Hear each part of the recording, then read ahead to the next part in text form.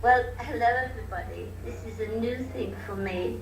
It is the first time I've ever done a recording via my mobile phone to Uganda. I can't believe it. The way technology has moved is incredible. Do you know, when my brother went to live in Zimbabwe, Rhodesia as it was then, a letter took 7 weeks, 6 to 7 weeks to arrive.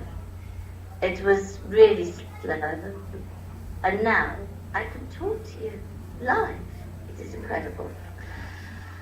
I can't stay online very long, so I can't give the full presentation, but I can send it to you.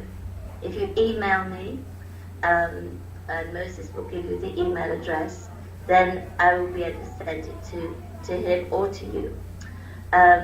Also, please join Learn with Grandma Uganda on Facebook, because then we can be in regular contact and I can share many ideas. And that's what Learn with Grandma does. We share ideas across the world, which is incredible. The ideas are all about how to use technology in education and in learning across the generations. Oh, by the way, I apologize for my voice. I have a really bad throat today, sore throat. So I don't normally sound like a frog. So if you join Learn with Grandma Uganda on Facebook, we can be in regular contact. I share many ideas on Facebook, ideas that are all achievable, sustainable, and don't cost a lot of money. That's very important because, yes, it's good to get grants, but grants always come to an end. And when they come to an end, that is the end of the project. When I was in Uganda, Moses took me to see some beautiful buildings, teachers' resource centres, which had been funded by the UK government. The funding came to an end. The buildings are being used, some of them are, as storerooms.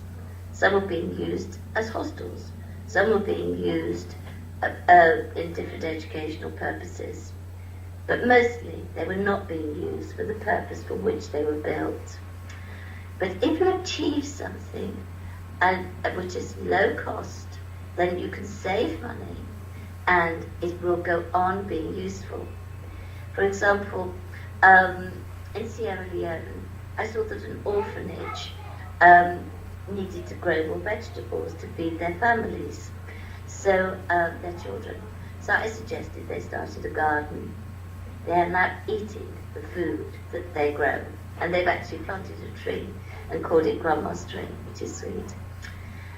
I share many ideas, and one of the ideas I want to share with you is one of the ideas I want to share with you is that we can use this technology to record all our histories, all our cultures, all our stories, and our traditions.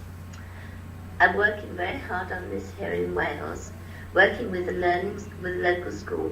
We are recording the story of the lake of Clinnavan, the Lady of the Lake, just up the mountain, just up the road from me. It's a very local story. People around here know about it, but down in Cardiff they don't. There are little local stories all over the world. And as the books that were printed in the 19th and 20th centuries go out of print, those little local stories will be lost. But they don't have to be. Using this little that we're using now, a mobile phone, that's the only equipment you need. You can record people telling the stories. You can take photographs of the places where the stories happen. You can add film. You can add audio. People can hear the stories in whatever language. You can tell your story in Ugandan or any of the 6, 7, I think, major languages in Uganda, and also in English, so that people can hear both languages at a click. Just click from one language to the other. We can even include Arabic, which you cannot do in a printed book, because Arabic reads one different way to English. But with a mobile phone, You can record an Arabic speaker and you can record an English speaker, and they're both available at a click. I think it's wonderful. The first story that we're working on will be ready to go online by the end of this term.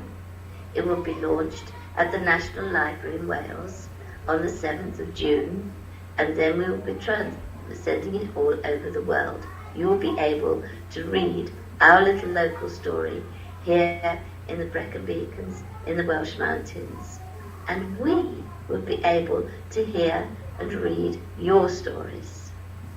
You see, there will be a new website. I'm working with Moses to create that. And I think it's going to be terribly exciting. It's also a project which I can't live to see the end of. I'm 76 now, for goodness sake. I'm pleased to still be here. But this is a story, this is something, an achievement that can go on and on forever. Because there are always stories, not only the old legends, but also more modern stories. I heard the story the other day about a missionary in Korea. And I thought, that's amazing. I'd never heard of him before. Now that story can be recorded in Korean and also in English. Do you see what I mean? So if you email me, if you get in touch with me, I can send you the full concept. And now I wish you a very happy conference. I can't believe, when I started this idea, I met Moses when I was in Tanzania in 2011, and I just said to him, what do you really want to do in Uganda?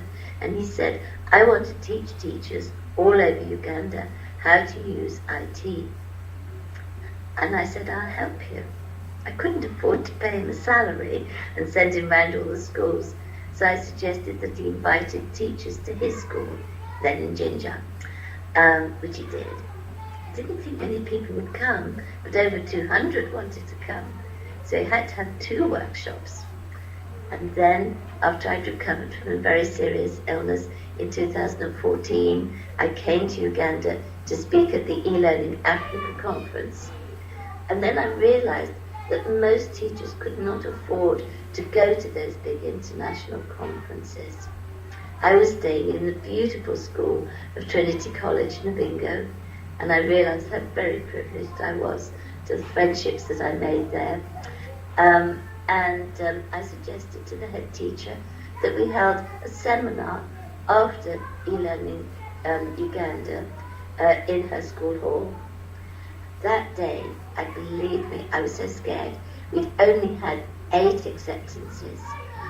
I went into the hall to help lay out the chairs, and they were putting them so close together. And I said, no, give them more room. These are adults that are coming. They need more space. And then, no, don't bring those chairs forward, because I didn't think so many people would come.